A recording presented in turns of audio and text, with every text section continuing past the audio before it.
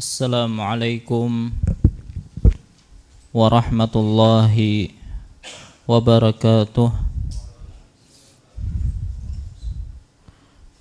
Alhamdulillahi rabbil alamin. Wassalatu wassalamul atammanil akmalani alal mab'usi rahmatan lil alamin, Nabiyyina wa rasulina Muhammadin wa ala alihi wa ashabihi wa man tabi'ahum bi ihsanin ila yaumiddin. Amma ba'd, fa ya ibadallah, kaum muslimin wal muslimat, keluarga sabarataan, rahimani Allahu wa iyyakum. Alhamdulillah, segala puji bagi Allah Subhanahu wa ta'ala, yang mana pada kesempatan malam hari ini kembali Allah Subhanahu wa ta'ala memberikan kepada kita kekuatan, kesehatan, taufik dan hidayahnya, sehingga kembali kita bisa berkumpul di majelis yang mulia ini dalam rangka menghadiri kajian rutin kita membaca kitab Bulughul Maram karya Al-Imam Ibnu Hajar Al-Asqalani rahimahullahu ta'ala. Salawat serta salam semoga senantiasa tercurahkan kepada junjungan kita Nabi besar Muhammad sallallahu alaihi wasallam, kepada keluarga beliau, para sahabat beliau, dan orang-orang yang istiqamah di atas jalan beliau ila yaumil qiyamah. Insyaallah pada kesempatan malam hari ini kembali kita akan melanjutkan pembahasan kita, masih pembahasan tentang sholat berjamaah. Baik, kita akan melanjutkan pembahasan kita. Pada pertemuan yang lalu kita telah membahas, pertama adalah berkaitan tentang imam ratib, dan kita katakan bahwasanya yang dimaksud dengan imam ratib adalah imam yang tetap di suatu masjid yang sudah ditunjuk baik oleh waliul amr atau badan pemerintahan yang disengaja ditunjuk untuk mengurusi peribadatan, atau penduduk wilayah sekitar masjid seperti komplek memilih seorang imam, atau pemberi wakaf masjid langsung menunjuk siapa yang jadi imam, atau yang menunjuk adalah DKM. Maka semua ini disebut dengan imam ratib. Maka kalau di sebuah masjid sudah ada imam ratib, maka haram bagi selainnya untuk menjadi imam tanpa ada izin dari imam ratib tersebut. Hanya saja kita menyebutkan beberapa hal yang dikecualikan. Artinya boleh bagi yang selain imam ratib untuk menjadi imam. Di antaranya adalah seperti tadi, orang yang telah diizinkan oleh imam ratib, ya, baik izin khusus ataupun izin umum. Begitu juga ketika waktu sempit, ya, sementara imamnya tidak datang-datang, sementara dikhawatirkan waktu sholat akan habis, ya. Atau ketika imam ratib sudah diketahui dia uzur, ya, seperti dia sedang bersafar atau dia sedang sakit, maka tidak perlu menunggu izinnya, ya, karena diketahui dia sudah memiliki uzur dari awal. Atau imam ratib yang terlambat sehingga memberatkan bagi makmum untuk menunggu imam tersebut, ya.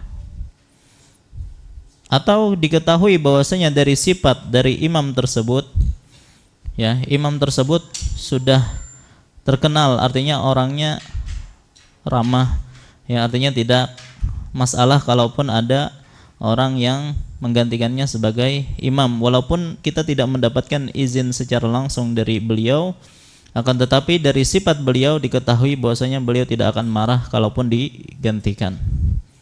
Maka dalam hal ini tidak mengapa kalau yang menjadi imam ratib itu yang menjadi imam itu bukan imam ratib. Kemudian kita juga sudah membahas tentang kapankah seseorang dinyatakan mendapatkan salat berjamaah. Dan kita sebutkan bahwasanya yang mendapatkan salat berjamaah itu adalah bagi mereka yang mendapati ruku terakhir ya imam. Jadi ruku imam di rakaat terakhir, maka dialah yang sebenarnya mendapatkan salat berjamaah secara hakiki. Walaupun kalau ada orang yang masuk masjid kemudian mendapati imam sudah tasyahud misalnya, maka tetap dianjurkan bagi dia untuk ikut langsung ya, untuk ikut masuk bersama imam ya. Walaupun kita tidak mengatakan itu dia salat berjamaah, hanya saja kalau terlambatnya dia disebabkan karena ada udzur, maka dia masih akan mendapatkan pahala berjamaah. Tapi kalau tanpa udzur sampai akhirnya tidaklah mendapatkan kecuali tasyahud, maka dia berdosa ya, apalagi sengaja berlambat. Baik, kemudian kita juga sudah menyebutkan bahwasanya seseorang itu disebut mendapatkan rakaat ketika dia mendapati rukuknya imam ya, mendapati rukuknya imam. Artinya ketika seseorang masuk masjid dan mendapati imam sudah ruku', maka wajib bagi dia pertama tetap bertakbiratul ihram dalam keadaan berdiri, baru setelah itu dia langsung ruku' ya. Dan tidak perlu membaca Al-Fatihah, karena dalam kondisi seperti ini Al-Fatihah sudah ditanggung oleh imam. Lantas timbul pertanyaan di sini. Kita mengetahui bahwasanya seseorang bisa mendapatkan satu rakaat adalah ketika dia mendapati ruku imam. Taruhlah misalnya imam sedang ruku dan dia sudah ingin bangkit. Ya, tiba-tiba dia mendengar ada orang baru masuk masjid. Ya, apakah dianjurkan bagi dia untuk bertahan? Ya, jadi agak memperlama sujudnya agar orang yang masuk ini bisa mendapatkan ruku imam ya, supaya dia tidak ketinggalan rakaat tersebut. Maka para ulama berbeda pendapat dalam masalah ini. Ada yang mengatakan hukumnya dianjurkan bahkan disunnahkan. Ada juga yang mengatakan hukumnya dimakruhkan. Tapi wallahu alam ya, sebagaimana pendapat Al-Imam An-Nawawi rahimahullah, beliau menyatakan bahwasanya hal tersebut dianjurkan. Artinya imam sengaja memperlama sujudnya agar orang yang masuk bisa mendapatkan rukunya, itu dianjurkan, tapi dengan syarat ya, dengan syarat pertama yang masuk ini atau yang baru datang ini sudah masuk masjid ya, artinya bukan masih di luar, masih ngobrol-ngobrol misalnya di luar, enggak, tapi dia sudah masuk masjid ya, dan dia sudah berjalan menuju shaf, maka dalam hal ini imam menunggunya, tidak mengapa. Kemudian yang kedua syaratnya adalah ya, rukunya itu tidak terlalu lama ya, artinya jangan sampai itu membuat makmum yang lain itu malah merasa berat, ini kok imamnya lama sekali ya, 2 menit 3 menit kok ruku terus ya, misalnya ya. Kalau itu memberatkan makmum maka jangan dilakukan, artinya tidak dianjurkan. Kemudian juga kalaupun dia ingin melakukan hal itu, jangan pilih-pilih ya. Jangan sampai kalau ada orang yang dia hormati yang masuk, dia sengaja memperlama rukuknya. Tapi kalau orang biasa masuk, nggak ada apa-apa, tinggalan dia. Nggak boleh pilih-pilih dalam masalah ini. Jadi niatnya betul-betul agar orang tadi bisa mendapatkan rakaat, siapapun orangnya. Nah, jadi para ulama menyebutkan 3 syarat ini, ya, kalau terkumpul maka dianjurkan bagi imam untuk sengaja memperlama rukuknya agar orang yang baru masuk tadi bisa mendapatkan rukuk. Dan hal ini juga berlaku ketika tasyahud. Ya, tasyahud, dia sudah selesai baca doa, misalnya salam habis itu. Tapi dia mendengar ada orang yang baru masuk. Artinya kalau orang yang masuk ini, kalau dia salam, maka sama sekali dia tidak akan mendapatkan sholat berjamaah. Ya, akhirnya dia akan sholat sendirian. Ya, maka dalam hal ini juga dianjurkan bagi imam untuk memperlama sedikit tasyahudnya agar orang tadi bisa ikut gabung dalam sholat berjamaah. Wallahu a'lam. Baik. Kemudian kita juga sudah menyebutkan beberapa perkara yang ditanggung oleh imam. Ya. Pertama berkaitan tentang bacaan. Artinya kalau kita sholat berjamaah, ada perkara-perkara walaupun kita tidak mengerjakannya, maka itu tercukupi dengan adanya imam. Nah, apa saja yang ditanggung oleh imam? Maka kita katakan imam itu menanggung bacaan makmum, baik Al-Fatihah ataupun yang lainnya, di salat jahriyah ataupun salat sirriyah. Ketika makmum mendapati imam ruku dan ia langsung ikut ruku. Ya, jadi pian masuk ke masjid, mendapati imam ruku, maka sudah takbir, kemudian langsung ruku. Bagaimana dengan Al-Fatihah pian? Ya, maka itu sudah ditanggung oleh imam. Ya, artinya tidak perlu pian, ini kan belum baca Al-Fatihah. Ya, jadi dia berdiri dulu, baca Al-Fatihah dulu, ya, bahkan baca surah lagi, ya, baru sujud. Ini tidak bisa, ya, artinya nggak boleh dilakukan hal seperti ini. Dia langsung ruku bersama imam. Adapun Al-Fatihah dan berdirinya itu sudah ditanggung oleh imam.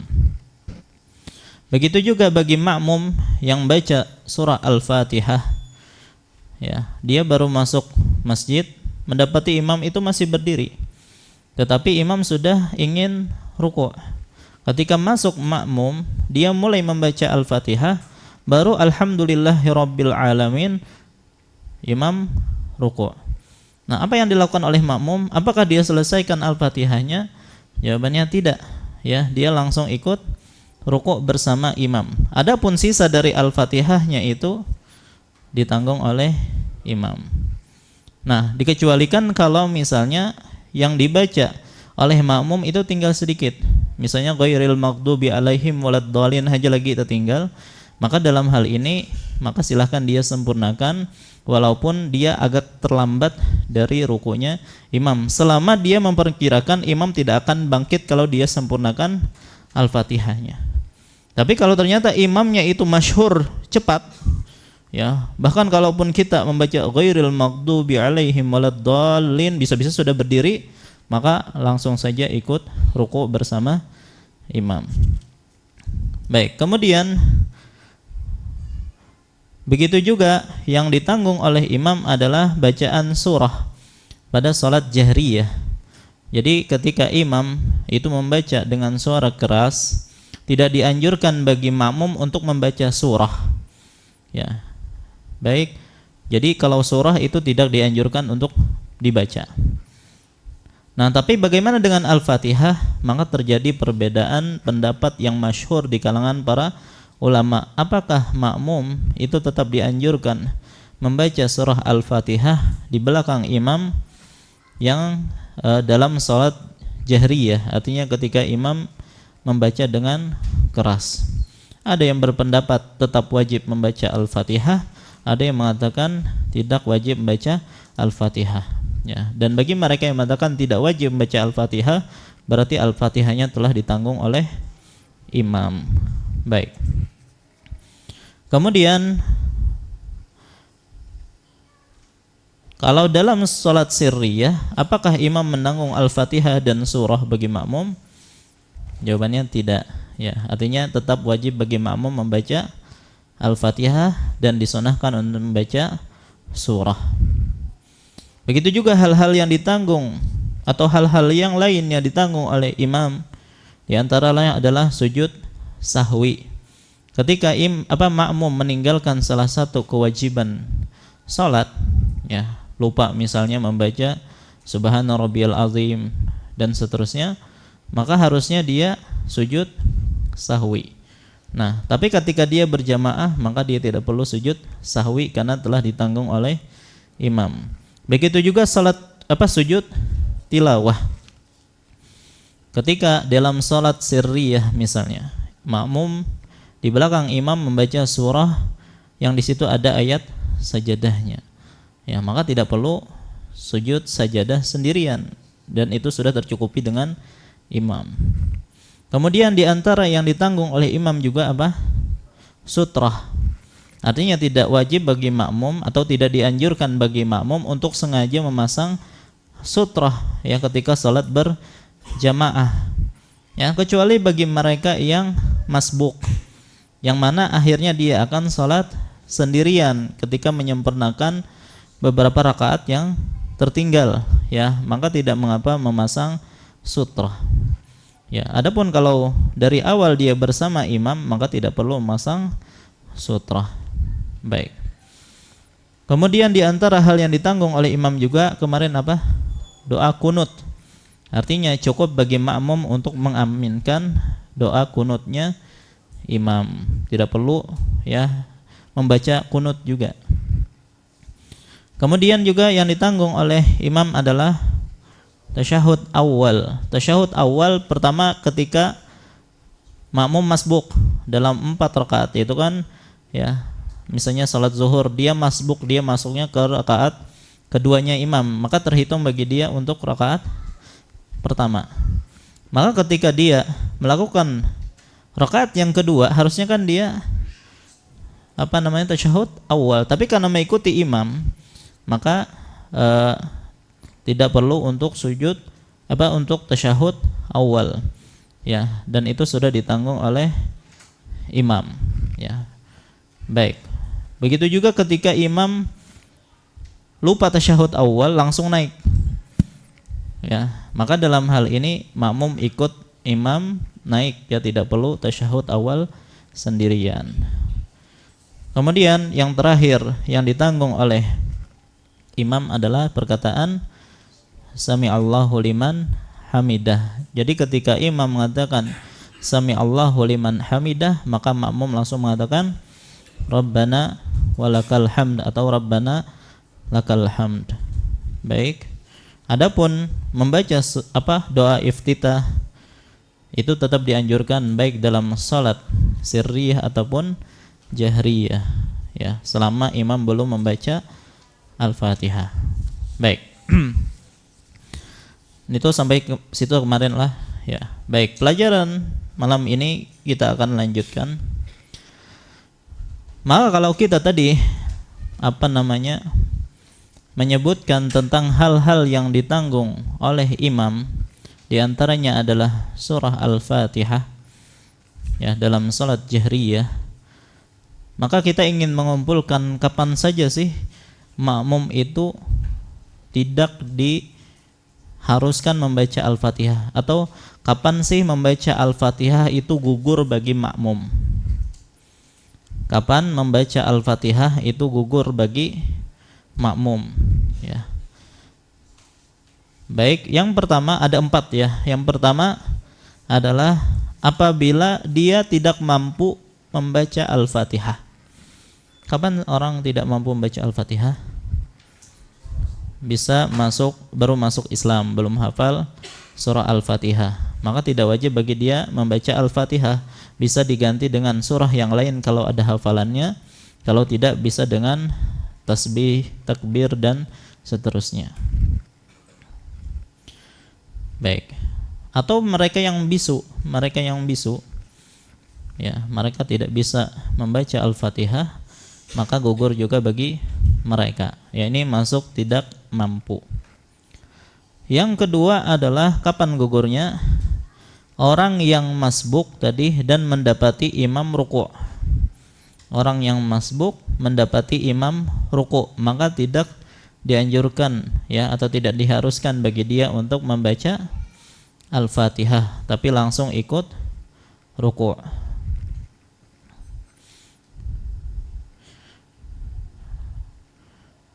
Yang ketiga adalah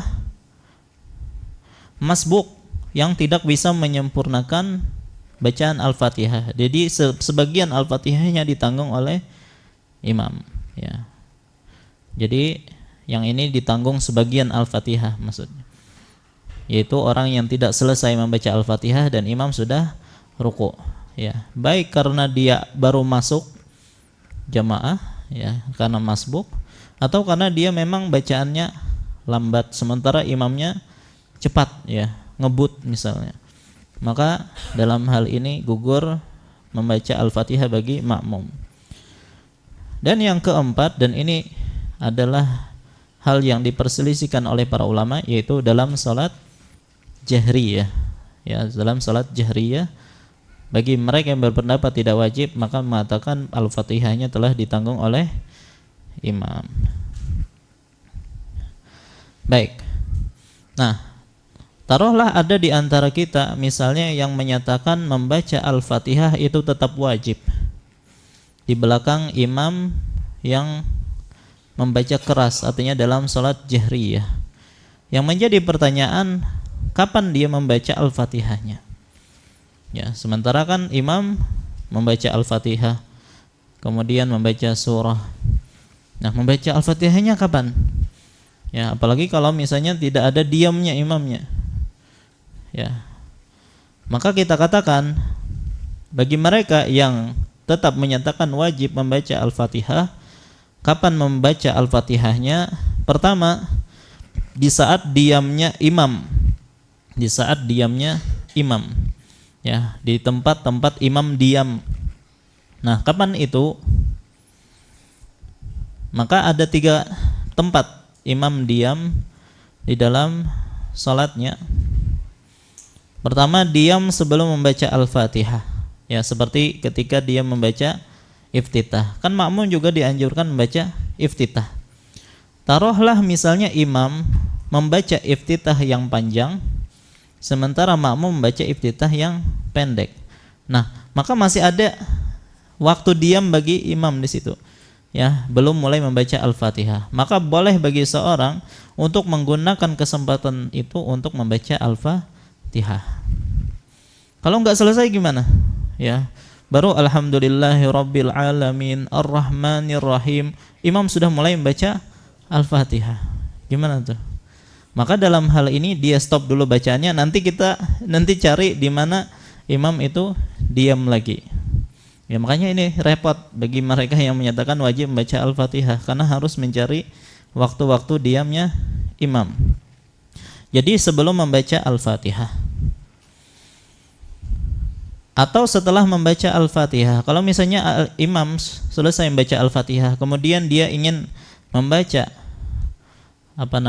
surah, ya, mungkin dia mikir surah apa dulu, ya, atau dia mengatur nafasnya dulu, maka boleh digunakan oleh makmum untuk membaca Al-Fatihah.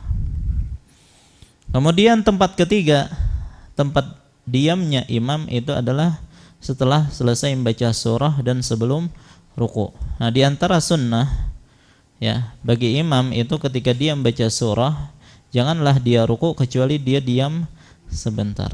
Maka boleh digunakan oleh makmum untuk membaca Al-Fatihah. Baik.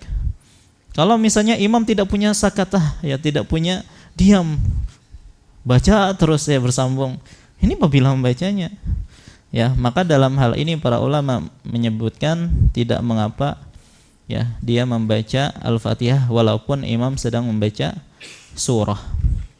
Ya. Karena kata mereka ini lebih wajib daripada mendengarkan imam, ya. Tapi wallahu alam ya, ulun pribadi lebih condong kepada pendapat yang menyatakan tidak dianjurkan bagi makmum untuk membaca di belakang imam, ya. Karena fungsi dari imam membaca adalah diantaranya kita mendengarkannya.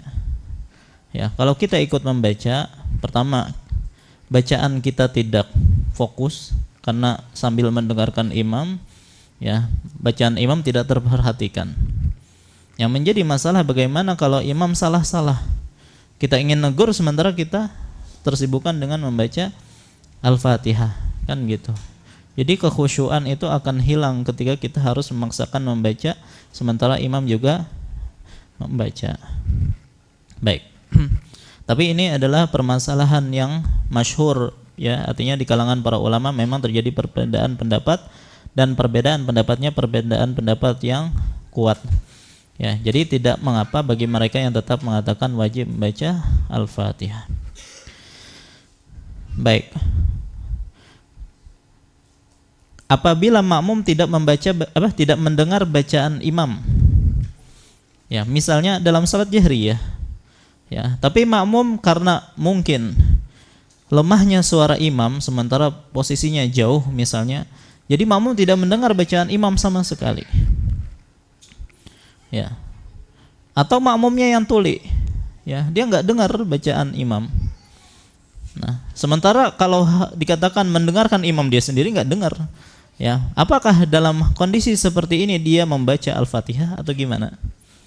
Ya, maka para ulama menjelaskan hukum orang yang seperti ini yang tidak bisa mendengar bacaan imam, maka sama seperti dia sedang sholat sirriyah.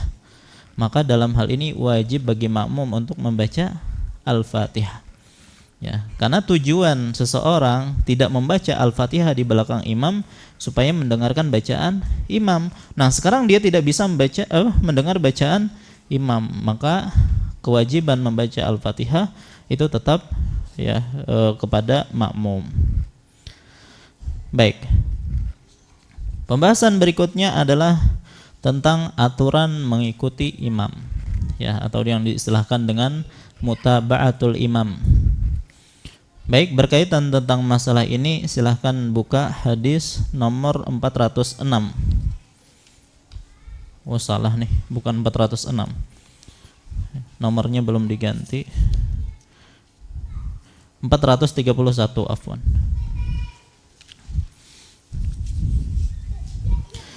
Wa an Abi Hurairah radhiyallahu anhu qala. Dari Abu Hurairah radhiyallahu anhu, beliau berkata, qala Rasulullah sallallahu alaihi wasallam, Rasulullah sallallahu alaihi wasallam bersabda, innama ju'ilal imamu liyutamma bih. Sesungguhnya imam itu dijadikan hanya untuk diikuti. Fa idza kabbara fakabbiru, apabila dia bertakbir maka bertakbirlah kalian. Wala tukabbiru hatta yukabbir, dan janganlah kalian bertakbir sampai dia bertakbir. Takbir di sini maksudnya apa? Takbiratul ihram. Baik. Wa idza raka'a farka'u, apabila dia ruku maka rukuklah kalian. Wala tarka'u hatta yarka', dan janganlah kalian ruku sampai dia ruku. Wa idza qala sami'allahu liman hamidah faqulu Allahumma rabbana lakal hamdu. Apabila dia mengatakan sami'allahu liman hamidah, maka katakanlah Allahumma rabbana lakal hamdu. Ini salah satu sighah yang diperbolehkan, ya, dalam masalah ini. Kan ada 4 ya, artinya ada Rabbana lakal hamdu, ada Rabbana walakal hamdu, ada Allahumma Rabbana lakal hamdu, Allahumma Rabbana walakal hamdu. Baik. Wa idza sajada fasjudu, apabila dia sujud maka sujudlah kalian. Wala tasjudu hatta yasjud, dan janganlah kalian sujud sampai dia sujud. Wa idza shalla qa'iman fasallu qiyaman, apabila dia salat dalam keadaan berdiri maka salatlah dalam keadaan berdiri.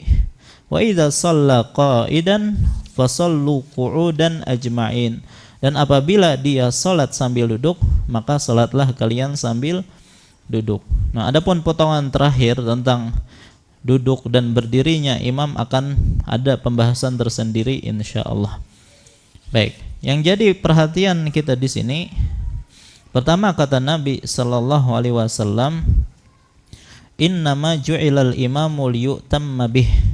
Ya, tujuan utama kita menjadikan seseorang itu menjadi imam agar kita mengikutinya.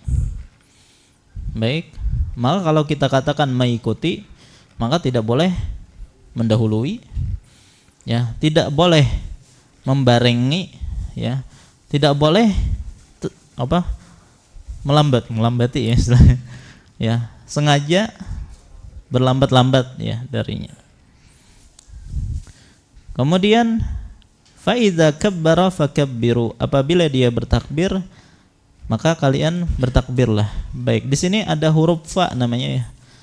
Fa idza kabbara fakabbiru. Begitu juga wa idza raka'a farka'u, ada fa di sini. Baik, kita belajar bahasa Arab sedikit lah. Baik. Jadi dalam bahasa Arab itu ada namanya kata sambung, ya, kata sambung. Di antara kata sambung dalam bahasa Arab itu adalah huruf waw. Misalnya lah, ini jaa apa artinya? Telah datang. Jaa Muhammadun wa Khalidun. Telah datang siapa? Muhammad dan Khalid. Ini kata sambungnya adalah wa.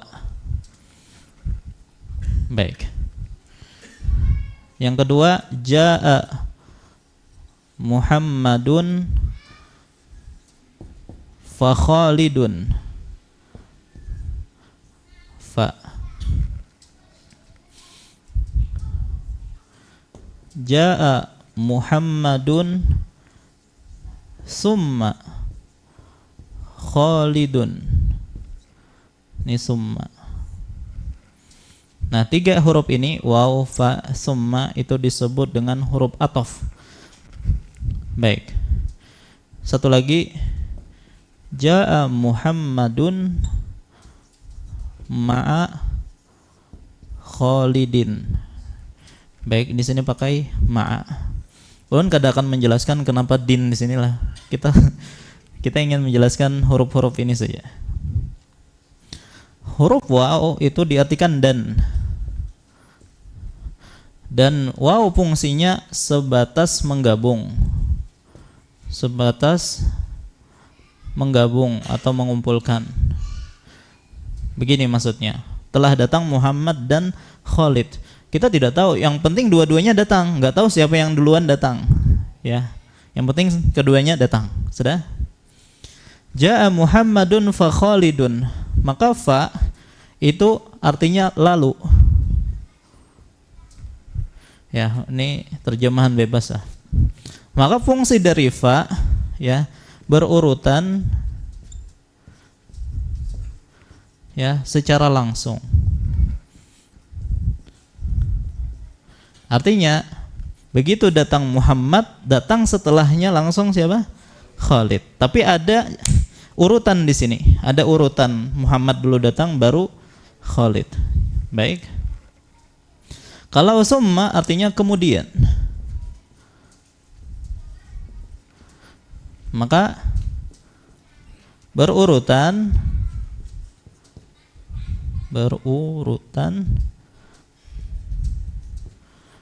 tapi ada jeda. Ya, datang Muhammad, kemudian beberapa waktu kemudian datang siapa? Khalid. Baik. Kalau ini jaa Muhammadun ma'a Khalidin itu bersama. Ya. Maka ini dalam waktu yang sama, yang bersamaan. Datangnya bersama-sama. Baik. Nah, di dalam hadis kita ini digunakan lafaz apa? Dengan kata fa. Berarti berurutan tapi secara langsung tanpa ada jeda. Maka begitulah kaidah dalam mengikuti imam. Ya, begitu imam takbir langsung diikuti oleh imam takbir. diikuti oleh makmum takbir tanpa ada jeda. Ya, kalaupun ada jeda jangan jeda yang lama. Kalau ruku langsung setelah itu ruku. Baik, dan tidak bersamaan karena bukan ma'a. Ya. Baik, paham. Nah, jadi ini fungsi dari kata atau huruf fa di situ. Baik. Maka ketika Nabi sallallahu alaihi wasallam menggunakan kata fa di dalam hadis ini, ya, maka bisa disimpulkan makmum itu tidak boleh pertama mendahului, ya, tidak boleh menyamai, dan tidak boleh terlambat dari imam, ya. Jadi imam takbir, makmum takbir, imam ruku, makmum ruku secara langsung. Baik. Baik, sekarang kita akan mulai pembahasan beberapa rincian dalam masalah ini. Kita mulai dari takbiratul ihram. Pertama, apa yang dimaksud dengan takbiratul ihram? Ucapan Allahu Akbar. Ya, jadi bukan mengangkat tangan itu disebut takbiratul ihram, enggak. Yang dimaksud dengan takbiratul ihram itu adalah ucapan Allahu Akbar, dan takbiratul ihram itu termasuk rukun. Kalau ada orang yang mengangkat tangan tapi tidak mengucapkan Allahu Akbar, sah atau tidak salatnya? Tidak sah. Ada orang yang mengucapkan Allahu Akbar tanpa mengangkat tangan, sah atau salatnya? Sah. Karena mengangkat tangan hukumnya sunnah, ya, bukan rukun. Baik. Kemudian kenapa takbir tersebut disebut dengan takbiratul ihram?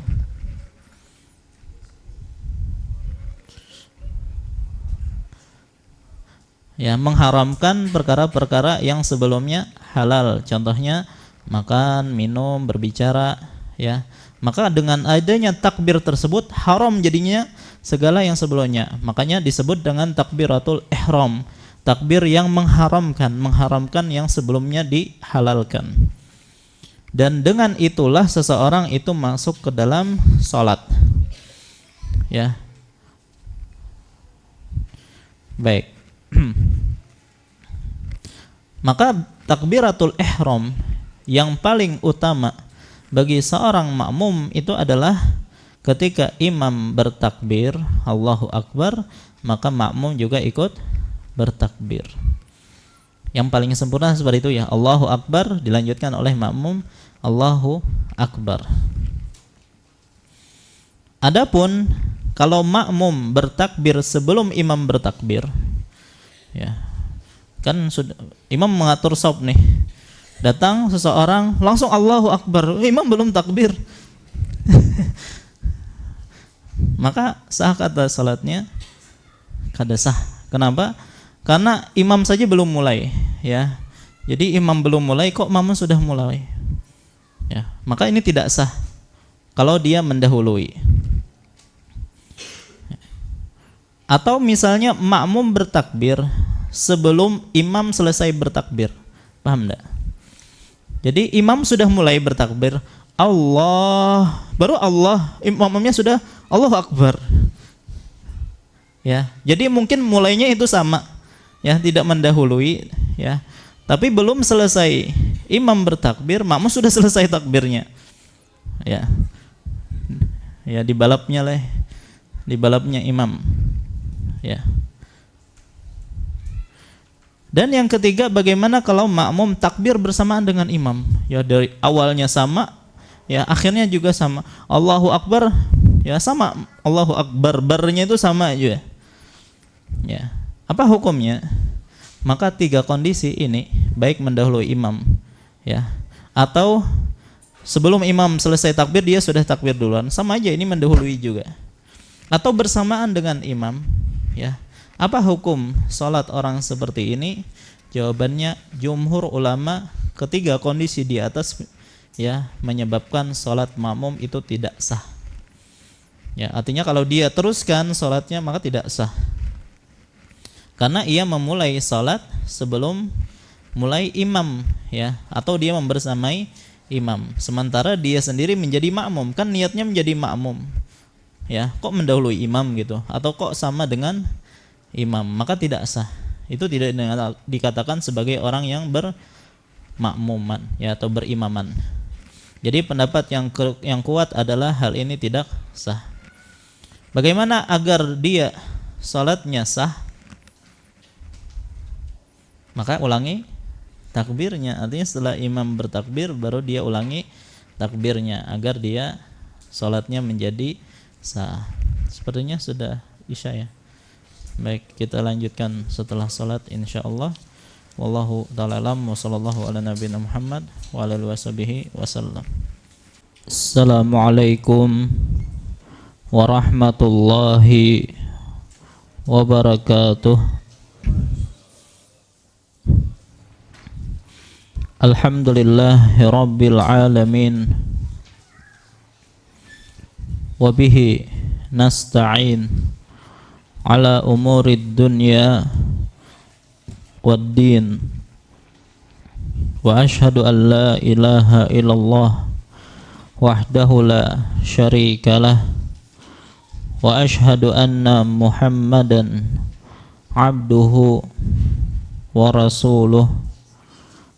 Allahumma salli wa sallim wa barik ala nabiyyina wa rasulina Muhammadin wa ala alihi wa ashabihi wa man tabi'ahum bi ihsanin ila yaumiddin.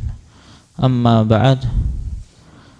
Fa insyaallah kita lanjutkan kembali pembahasan kita. Tadi kita telah membahas tentang takbiratul ihram,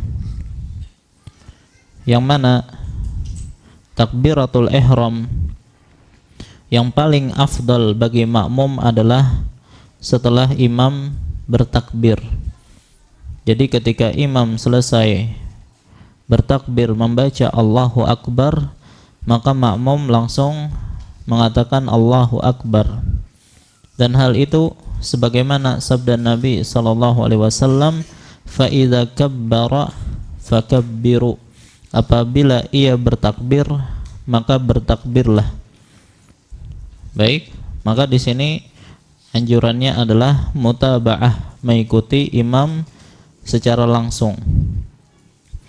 Adapun apabila makmum lebih dahulu bertakbir daripada imam, ya, atau bertakbir sebelum imam selesai bertakbir, atau makmum bertakbir beriringan dengan imam, maka jumhur ulama menyatakan takbirnya tersebut tidak sah, maka otomatis salatnya juga tidak sah, ya. Karena dalam kondisi seperti ini dia tidak dihukumi sebagai orang yang salat berjamaah. Kenapa? Karena dia mendahului imam. Dan dia juga tidak dihukumi sebagai orang yang salat sendiri karena ia berniat menjadi makmum. Jadi salatnya salat apa? Ya, berjamaah bukan karena dia mendahului imam, salat sendirian bukan karena dia berniat menjadi makmum. Maka dalam hal ini salatnya tidak sah. Maka kita sebutkan tadi, apabila dia sudah terlanjur misalnya takbir mendahului imam, maka agar salatnya menjadi sah, maka ia harus mengulangi takbirnya setelah takbirnya imam. Baik, dia sudah bertakbir sebelum imam. Nah, bagaimana dia keluar dari salatnya tersebut? Apakah dia harus salam? Ya, tidak perlu, ya, karena dari awal salatnya tidak sah. Ya, maka langsung saja dia ulangi takbirnya tanpa harus salam. Maka hati-hati bagi mereka yang mungkin masuk masjid langsung ikut shaf, ya, menyangka imam sudah takbir padahal belum. Ya, maka dalam hal ini wajib bagi dia untuk mengulangi takbirnya. Baik, itu berkaitan dengan takbiratul ihram. Nah, adapun gerakan selain takbiratul ihram, maka kita akan bahas 4 perkara dalam masalah ini. Ya, 4 perkara dalam mengikuti imam. Jadi pembahasan takbiratul ihram selesailah. Jadi yang sekarang kita bahas adalah selain takbiratul ihram.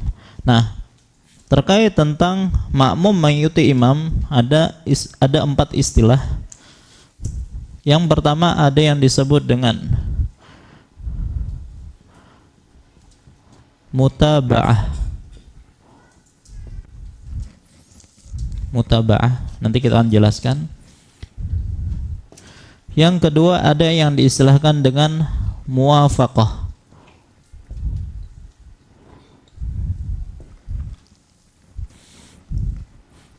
Yang ketiga ada istilahnya musabaqah.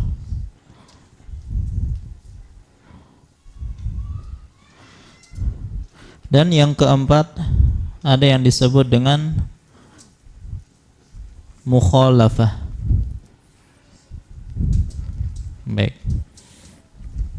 Jadi makmum mengikuti imam itu ada salah satu dari 4 kemungkinan ini. Apakah makmum itu mutaba'ah dengan imam, ataukah muwafaqah dengan imam, ataukah musabaqah dengan imam, ataukah mukhalafah. Baik. Apa yang dimaksud dengan mutaba'ah? Mutaba'ah artinya mengikuti imam secara langsung.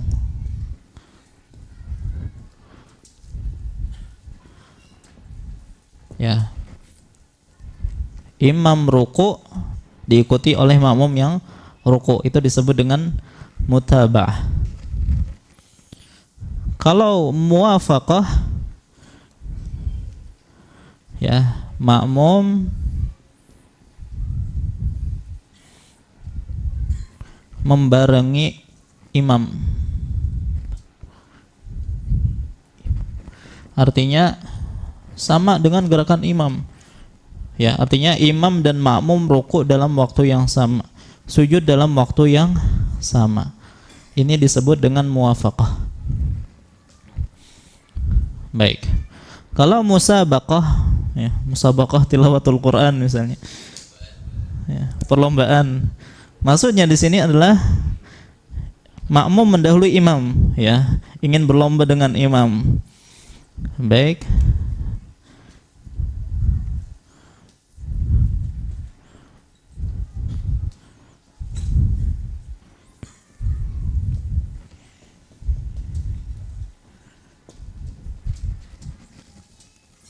Dan yang terakhir adalah mukhalafah. Mukhalafah itu artinya terakhir atau makmum memperlambat gerakannya daripada imam, sengaja berlambat-lambat, ya. Makmum tertinggal dari gerakan imam.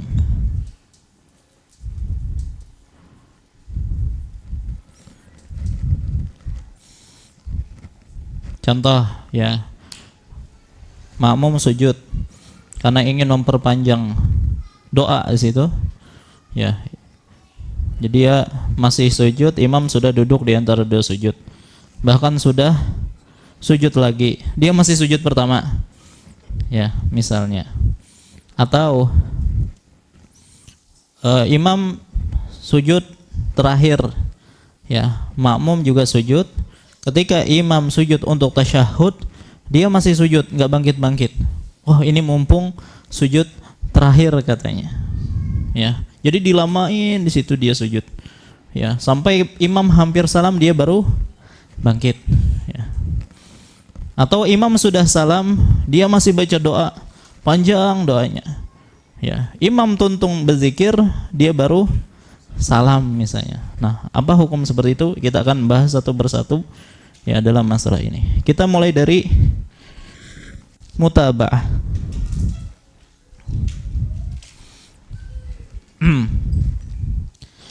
Pertama, ketika kita membahas mutaba'ah, inilah gerakan yang paling afdol yang dilakukan oleh seorang makmum. Jadi ini hukum asal berkaitan tentang salat berjamaah, yaitu mutaba'ah imam. Makmum mengikuti imam setelah gerakan imam. Artinya makmum tidak memulai gerakan kecuali imam selesai dari gerakan tersebut. Nah, ini yang dimaksud dengan mutaba'ah. Baik. Artinya ketika makmum melihat imamnya ruku, maka dia langsung ruku. Bagaimana kalau makmum nggak lihat imamnya? Di belakang misalnya, dia nggak melihat apakah imam sudah ruku ataukah sudah sujud. Bagaimana cara mutaba'ahnya? Mutaba'ahnya dengan perkiraan. Artinya kalau dia perkirakan imam sudah ruku, maka dia ruku. Dan biasanya kan dengan takbir, ya, Allahu Akbar. Biasanya kalau bar itu sudah ruku. Baik.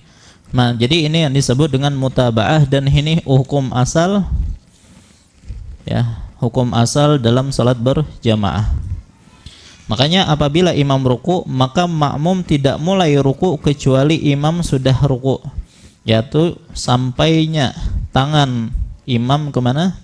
Ke lututnya, dan imam sudah membungkukkan badan. Maka pada saat itulah makmum juga membungkukkan badan atau ruku. Apabila imam sujud, maka makmum tidaklah mulai sujud sampai imam benar-benar meletakkan dahinya di mana? Di tempat sujud. Artinya kalau hanya sebatas turun, jangan turun dulu makmum. Kecuali imam sudah meletakkan dahinya, ya, dan dia sudah sujud, barulah kita sujud. Dan itu sebagaimana pernyataan sahabat yang mulia, yaitu sahabat Al-Bara,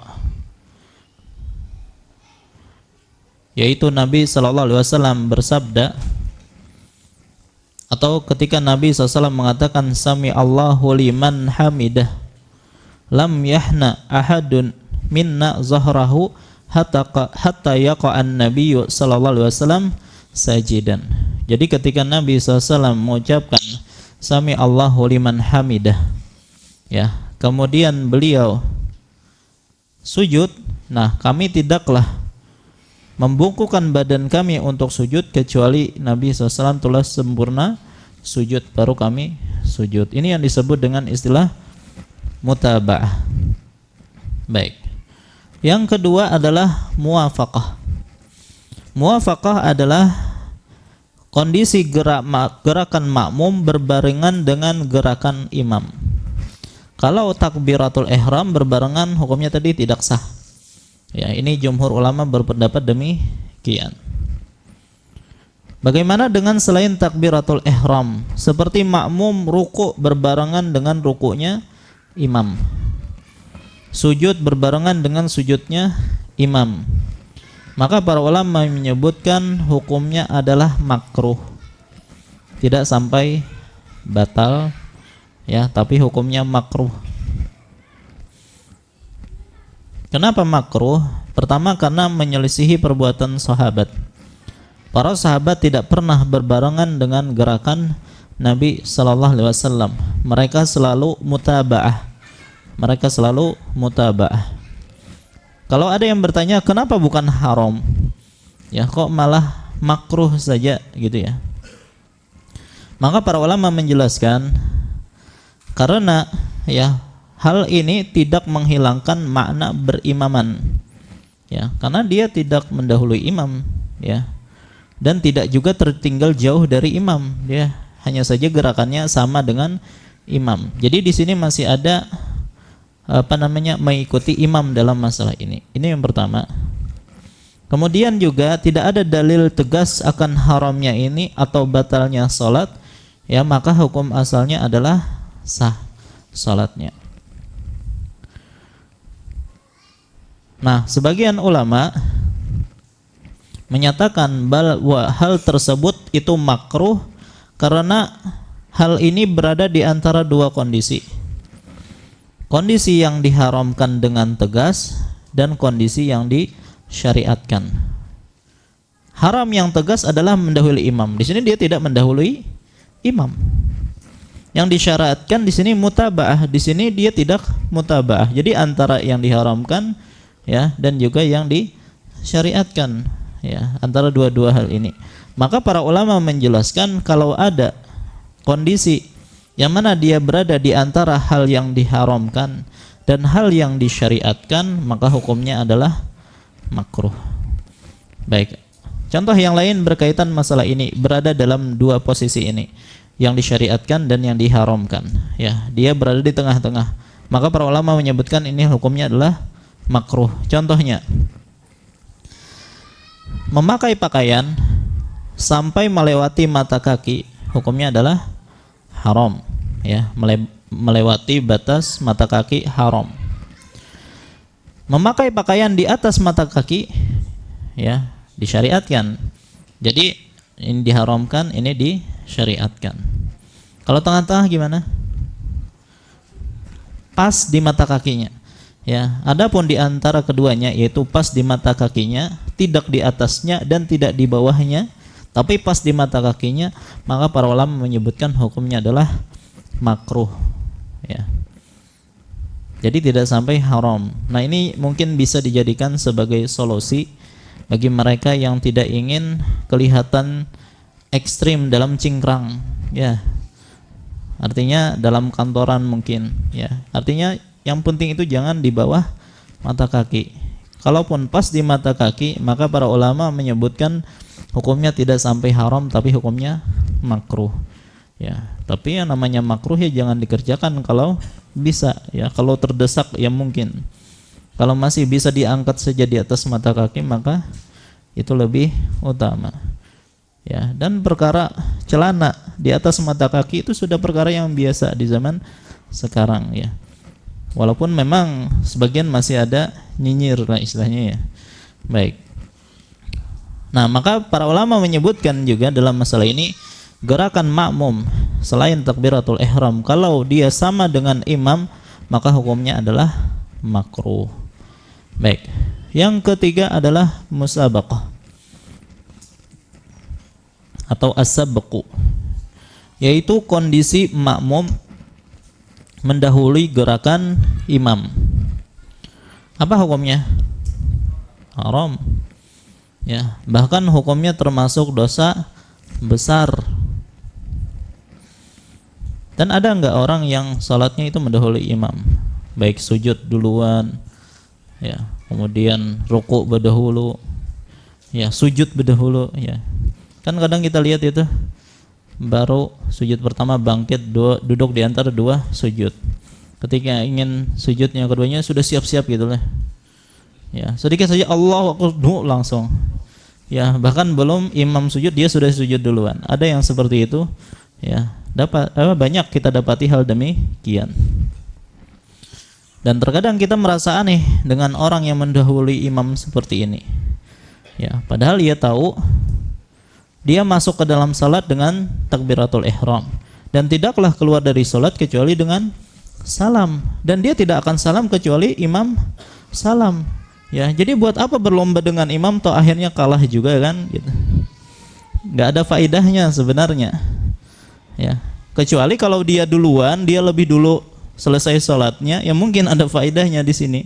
Ini enggak, ya. Dia tidaklah salam kecuali imam salam, ya tetap aja kalah, gitu kan? Ya, maka tidak ada manfaatnya. Jadi balapan dengan imam itu tidak ada manfaatnya. Maka ini merupakan sebuah kebodohan kalau ada yang melakukan demikian. Apalagi ia akan mendapatkan dosa besar. Ya, mana dalil bahwasanya mendahului imam itu termasuk dosa besar? Yaitu adanya ancaman di sini. Ya, jadi di antara indikasi suatu perbuatan itu adalah dosa besar kalau di situ terdapat ancaman. Ya, yaitu sabda Nabi sallallahu alaihi wasallam, "Amma yakhsha ahadukum idza rafa'a ra'sahu." qabla al-imam an yaj'alallahu ra'sahu ra'sa himar aw yaj'alallahu suratahu surata himar.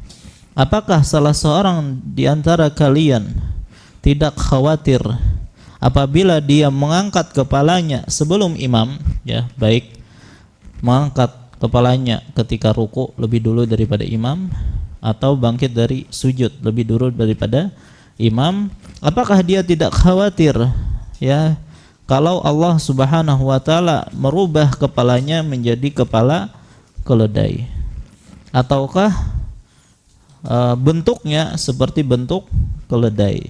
Nah, ini merupakan ancaman dari Nabi sallallahu alaihi wasallam, dan tidaklah sesuatu itu diancam seperti ini kecuali itu termasuk dosa besar. Makanya dalam hadis yang tadi kita sebutkan, ya, yang disebutkan oleh Imam Ibnu Hajar di dalam Bulughul Maram, di situ ada perintah. Baik, fa idza kabbara fakabbiru, apabila dia bertakbir maka bertakbirlah. Dan hukum asal perintah adalah wajib. Kemudian di situ ada larangan wala tarka'u hatta yarka', dan janganlah kalian ruku sampai dia ruku. Di sini ada larangan, dan hukum larangan asalnya adalah haram. Baik. Nah, ini dalam masalah al-musabaqah. Kemudian berkaitan tentang musabaqah, mendahului imam, ada beberapa kondisi gitu ya. Kondisi yang pertama, mendahului imam, ini masalah musabaqah. Mendahului imam menuju rukun. Mendahului imam menuju rukun. Maksudnya gini, imam belum ruku tapi dia sudah ruku. Ya, jadi makmum yang lebih dulu baru imam. Jadi seolah-olah yang menjadi pengikut di sini adalah imam. Ya, harusnya makmum yang mengikuti imam, ini imam yang mengikuti makmum. Baik, jadi dia ruku lebih dulu daripada imam, baru setelah itu imam ruku. Ya, jadi ada bertemu antara makmum dengan imam pada gerakan yang sama, hanya saja makmum lebih dulu. Paham? Baik. Jadi imam yang mendapati ruku makmum, bukan makmum yang mendapati ruku imam. Maka dalam kondisi seperti ini, kalau makmum melakukannya dengan sengaja dia mendahului imam, ya, dan dia tahu hukumnya itu tidak boleh, dan dia tidak lupa kalau sedang berjamaah, ya, maka dalam hal ini sholatnya batal dan dia berdosa. Ya, sengaja tahu hukumnya, tidak lupa, dia lakukan itu, maka batal sholatnya. Ya, karena ini menafikan sholat berjamaah. Ya. Bagaimana kalau dia lupa? Nah, lagi sedang mikir apa gitu kan? Ya, lupa kalau dia berjamaah. Ya, tiba-tiba ruku sendiri. Ya. Atau dia jahil bahwasanya hal itu tidak diperbolehkan dalam sholat berjamaah. Ya, maka dalam hal ini ia tidak berdosa dan salatnya tetap sah.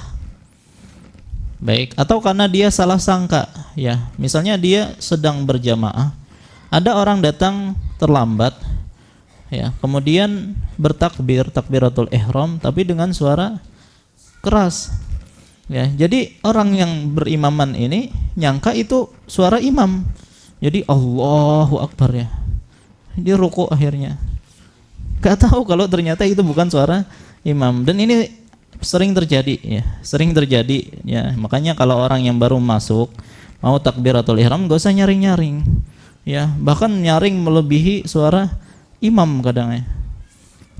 Baik, nah kalau ada yang terjadi demikian dan dia tidak tahu, maka dalam hal ini sholat dia tetap sah, ya, artinya tidak masalah. Kemudian kalau ternyata dalam masalah salam, ya, misalnya salam, ada orang yang salam lebih dulu sebelum imam misalnya. Pertama bisa jadi karena dia sedang lupa, sedang berjamaah, jadi dia baca tasyahud, ya, entah kenapa gitu kan. Kemudian dia salam, selesai dan nih pas salam, ada kawan dihiga, Ya, oh berarti sedang berjamaah ya. Maka dalam hal ini kalau memang dia tidak sengaja seperti ini, maka dia kembali ke posisi dia ya, menunggu imam salam. Nah, begitu juga tadi yang sudah terlanjur ruku. Ya, kalau imam belum ruku maka dia kembali. Ya, dia kembali baru setelah imam ruku dia ikut ruku. Baik. Nah, ini adalah kondisi yang pertama, mendahului imam menuju ruku. Apa menuju rukun? Menuju rukun. Kondisi yang kedua adalah mendahului imam dengan rukun yang sempurna. Maksudnya gini. Imam berdiri masih. Makmum sudah ruku, imam masih berdiri sampai makmum bangkit lagi. Berarti dia mendahului imam dengan rukun, yaitu ruku. Ya, kalau tadi ya dia ruku, imam juga ruku. Ya, jadi tidak ada mendahului satu rukun sempurna, enggak. Ya, tapi ini yang kedua, mendahului imam dengan rukun yang sempurna. Ya, ruku, bangkit, ya, baru imam ruku. Baik. Maka bagaimana hukum salat orang yang seperti ini? Pertama, sama kayak yang pertama, kalau dilakukan dengan sengaja, dia tidak lupa, ya, dan tidak ada uzur di sini, maka dia salatnya batal.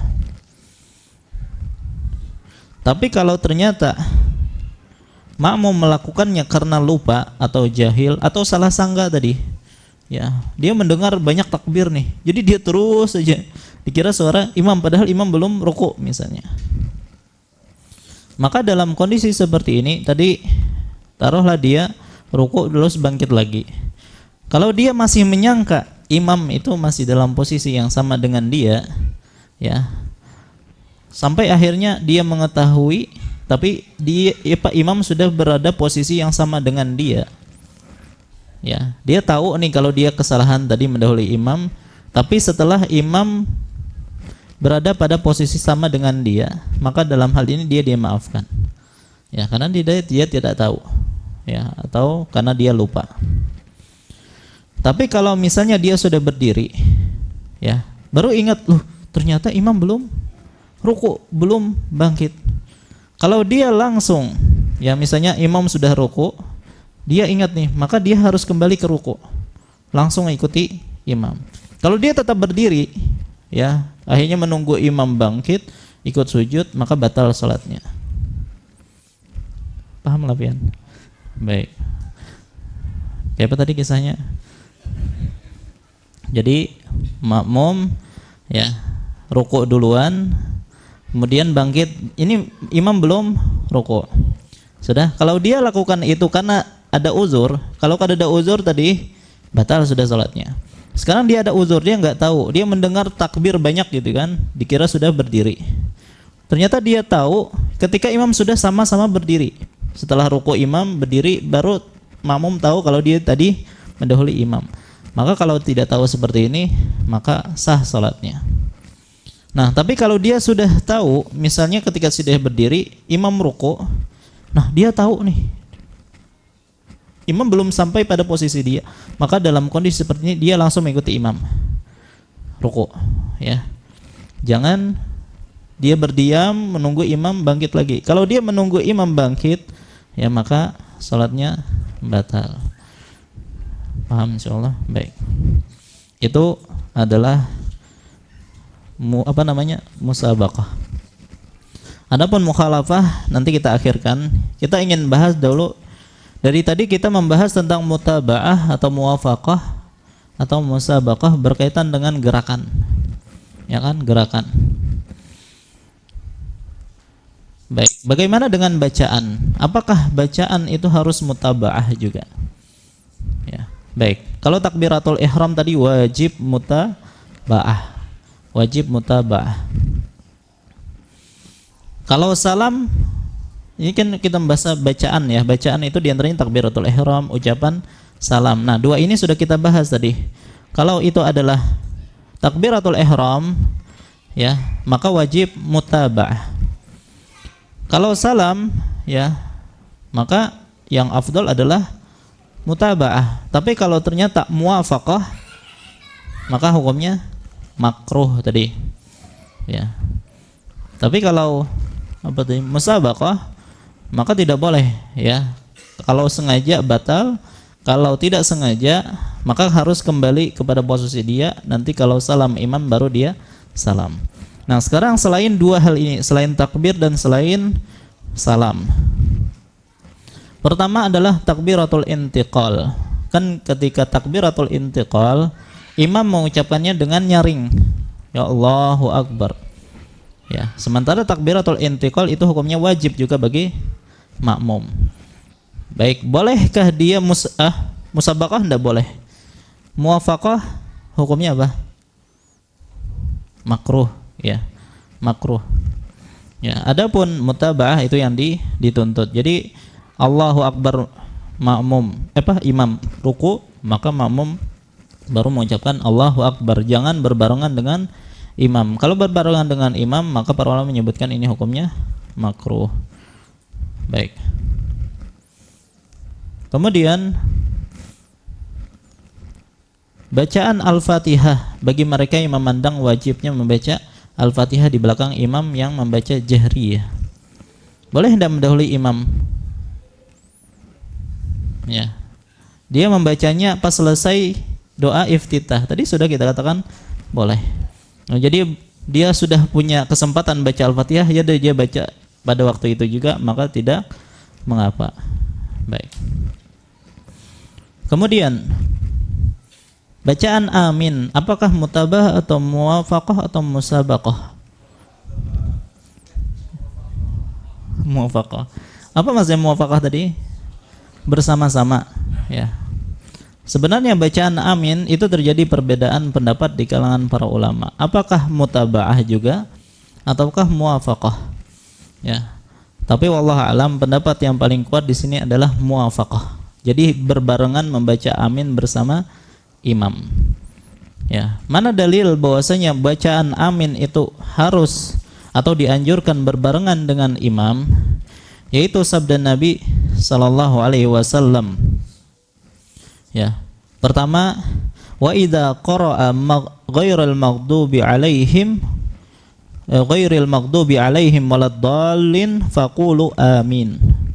Apabila imam membaca ghairil maghdubi alaihim waladdallin, maka katakanlah amin. Berarti imam membaca amin, makmum juga baca amin berbarengan. Ini dalil yang pertama. Dalil yang kedua adalah sabda Nabi sallallahu alaihi wasallam, ya. Idza ammana fa amminu. Apabila dia mengucapkan amin, maka ucapkanlah amin, ya. Maka di sini pakai fa. Ini yang dijadikan dalil bagi mereka yang mengatakan mutaba'ah. Tapi ternyata ya, ini dijelaskan dalam lanjutan hadisnya, fa inna man wafaqa ta'minal malaikah ghufira lahu ma taqaddama min dzambi. Ya, barang siapa yang ucapan aminnya itu berbarengan dengan ucapan aminnya malaikat, maka akan diampuni dosanya yang telah lalu. Bagaimana sisi pendalilan bahwasanya mengucapkan amin itu adalah muwafaqah berdasarkan hadis ini? Jadi gini ya. Tadi kan fadilahnya barang siapa yang ucapan aminnya itu berbarengan dengan ucapan aminnya malaikat akan diampuni dosanya yang telah lalu. Siapa yang hendak mendapatkan fadilah ini? Ya, semuanya, baik imam ataupun makmum. Bayangkan kalau mutaba'ah, ya, imam dulu membaca amin, baru makmum membaca amin. Sekarang anggaplah kalau yang bersamaan dengan malaikat itu adalah imam, maka makmum tidak akan mendapat fadilah ini. Taib. Kalau ternyata malaikat itu berbarengan aminnya dengan makmum, siapa yang tidak mendapatkan fadilah ini? Imam. Ya, dan tidak mungkin syariat kita datang dengan hal ini, membedakan antara imam dengan makmum, sementara semuanya ingin mendapatkan fadilah ini. Maka tidak mungkin itu terjadi kecuali mereka berbarengan ketika mengucapkan amin. Paham? Baik. Alhamdulillah. Nah, jadi bacaan amin itu yang utama adalah muwafaqah, bukan mutaba'ah. Baik. Bagaimana dengan bacaan yang dilirihkan dalam surat sirriyah? Ya, misalnya imam membaca Al-Fatihah dan kemudian surahnya misalnya surah Sabbihis lah, anggaplah gitu ya. Pertama makmum. Pertama, apakah harus bacaannya itu sama dengan imam? Ya enggak lah, karena kita enggak tahu yang dibaca imam itu apa. Ya, itu pertama.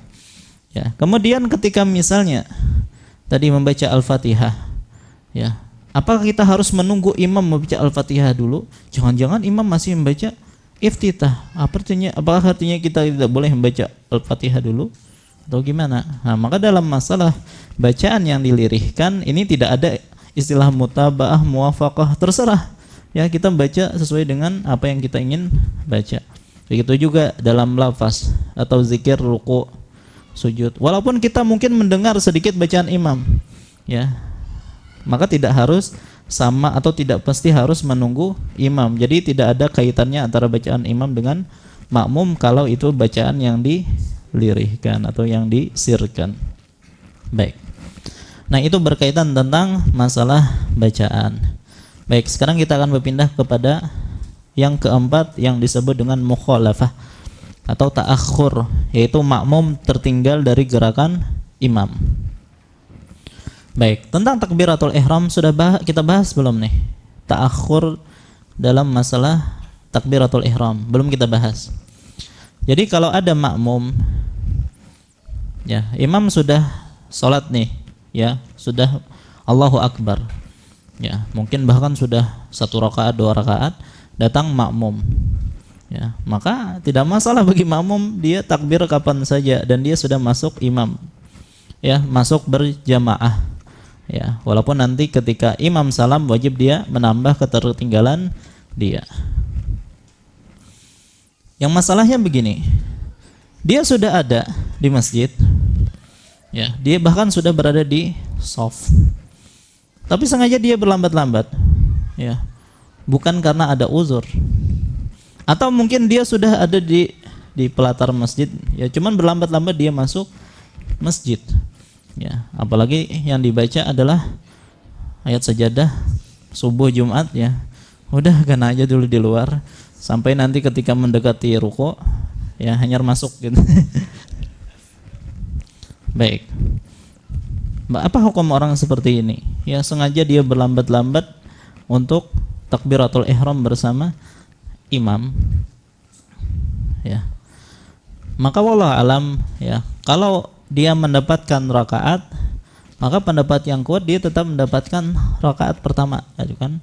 Karena yang menjadi patokan adalah ruku, ya. Walaupun para ulama dalam masalah ini berbeda pendapat apakah sholatnya itu sah atau enggak, ya, karena kan dalam hal ini kalau dia menunggu rukuknya imam, ya, kan ada yang seperti itu, sengaja nunggu ruku imam. Kalau sudah imam ruku bukahan, misalnya, kada ada bang lagi lah, tahu lah orang tua, biasanya anak-anak yang di sini kan, orang tua tahu lah, bisa ada lah. Sengaja dia menunggu pas sudah hendak ruku, bahkan sudah ruku dia buka mengajar rukunya imam. Nah, para ulama berbeda pendapat tentang hukum orang seperti ini yang tanpa uzur. Ada yang mengatakan hukumnya batal. Kenapa? Karena dalam hal ini dia sengaja meninggalkan rukun berdiri dan juga membaca Al-Fatihah, apalagi dalam salat sirri. Baik. Ada juga yang mengatakan tidak, ya. Tapi yang jelas ulun pribadi ulun belum bisa merojihkan yang mana apakah ini sah ataukah tidak, ya. Tapi dalam masalah ini, ya, maka seseorang dalam hal ini membahayakan sholat dia, ya. Jadi sholat dia di antara sah ataukah tidak, ya. Walaupun para ulama banyak mengatakan tetap sholatnya tetap sah, tapi dia meninggalkan banyak keutamaan dalam masalah ini. Baik. Jadi intinya jangan, ya, menunggu sampai imam ruku, ya. Jangan sengaja menunggu sampai imam ruku. Baik. Nah, itu dalam masalah takbiratul ihram. Jadi yang lebih utama adalah dia datang cepat sehingga bisa mutabaah dengan imam dalam masalah takbiratul ihram. Baik. Kemudian berkaitan tentang selain dari takbiratul ihram. Misalnya seorang sudah masuk ya membaca Al-Fatihah, membaca surah. Kemudian imam ruku'. Baik. Kemudian imam bangkit, dia masih dalam keadaan berdiri. Ya. Ketinggalan satu rukun bahkan lebih dari itu. Maka dalam hal ini ya salatnya menurut para ulama sebentar. Jadi kalau begini ya, kalau ada orang yang salat misalnya ruku atau sujud, ya dia sujud kemudian bangkit di antara dua sujud. Ada orang yang sujud lama-lama, ya sampai dia akhirnya terlambat dari imam. Tapi sebelum imam berlanjut kepada rukun berikutnya, artinya imam duduk di antara dua sujud, setelah beberapa jeda baru makmum bangkit dari sujudnya, tapi tidak ketinggalan rukun di sini.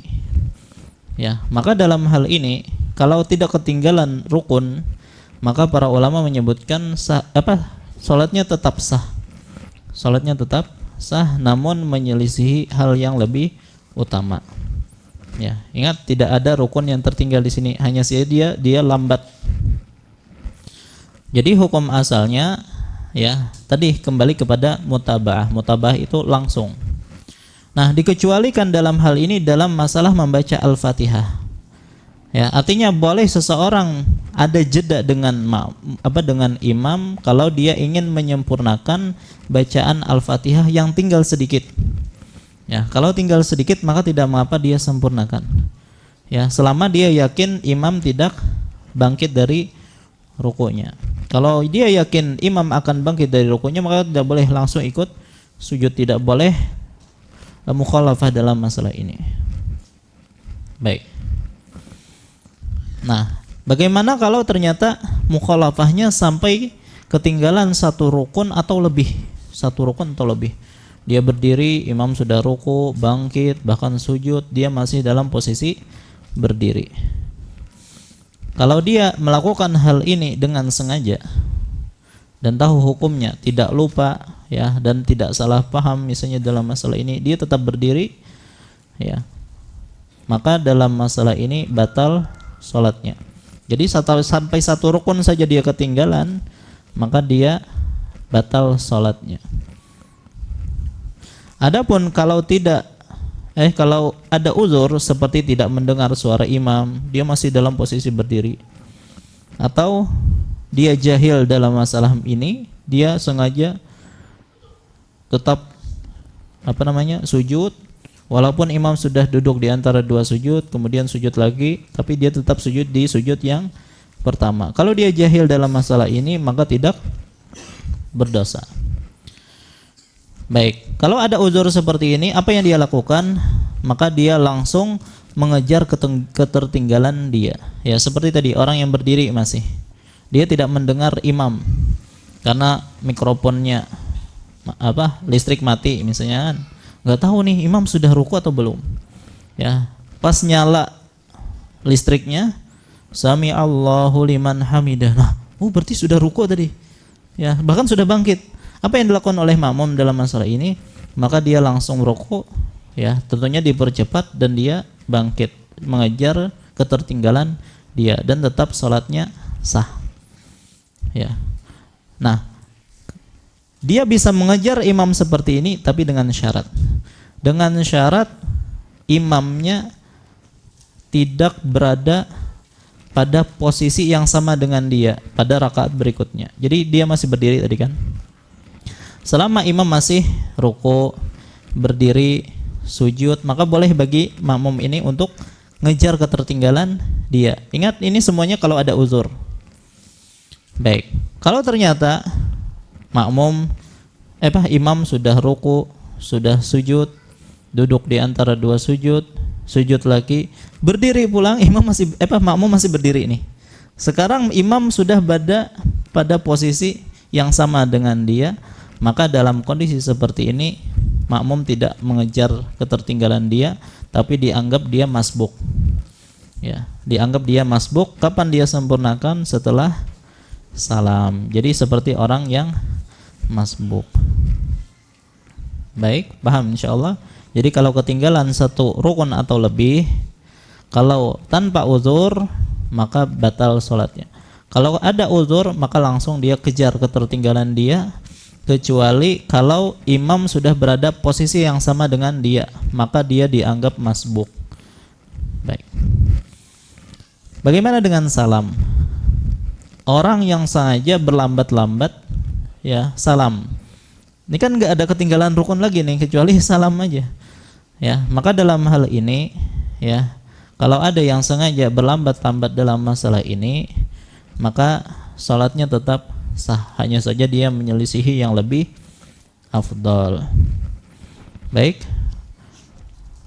Ulun rasa cukup sampai di sini dulu lah pembahasan kita berkaitan tentang hal ini. Tolong dimurajaah berkaitan masalah ini. Ya. Mungkin ulun tanya nanti. Insyaallah. Kita kan ada ujian leh. Harusnya ada ujian mana? Dibagi kertas gitu ya. Baik. Khair insyaallah.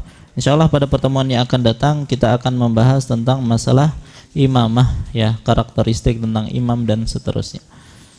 Baik, kalau ada yang ditanyakan sampai di sini ulun persilahkan. Wallahu taala alam. Inilah pembahasan kita malam hari ini ya, semoga apa yang kita sampaikan bermanfaat. Salah khilaf mohon maaf. Wassallallahu ala nabiyina Muhammad wa ala alihi wasallam. Subhanakallahumma wa bihamdika asyhadu an la ilaha illa anta astaghfiruka wa atubu ilaik. Wassalamualaikum warahmatullahi wabarakatuh.